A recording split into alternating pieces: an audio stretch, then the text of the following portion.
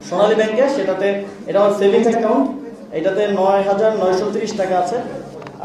আর আরেকটা হচ্ছে আমার স্যালারি অ্যাকাউন্ট, যেটা আমার গভর্নমেন্টে থাকা অবস্থায় স্যালারি সহ গভর্নমেন্টের আরও যেই টিএডিএ সহ যেই লেনদেন, সেটা এই অ্যাকাউন্টের মাধ্যমেই হতো।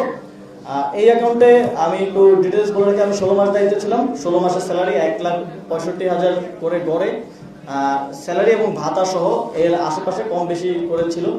এবং আমি 5টি বিদেশ সফরে গিয়েছিলাম। বিদেশ সফরের যে টিএডিএ বিল সরকারের পক্ষ থেকে দেয়, আপনারা জানেন, সেটাও এই অ্যাকাউন্টে এসেছে। সেটা গড়ে 4-5 লাখ 6-7 লাখ টাকা করে হবে 5টি বিদেশ সফরের। এর বাইরেও দেশের সরকার থেকে আরও বিভিন্ন খাতে বিভিন্ন যে ভাতা সব মিলিয়ে এই অ্যাকাউন্টে এখন আছে 9,78,626 টাকা।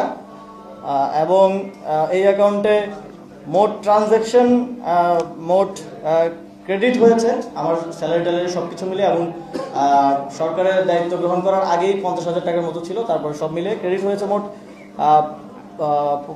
85,81,000 টাকা, আর ডেবিট হয়েছে 76,03,000 টাকা। এখন আছে 9,78,000 টাকা।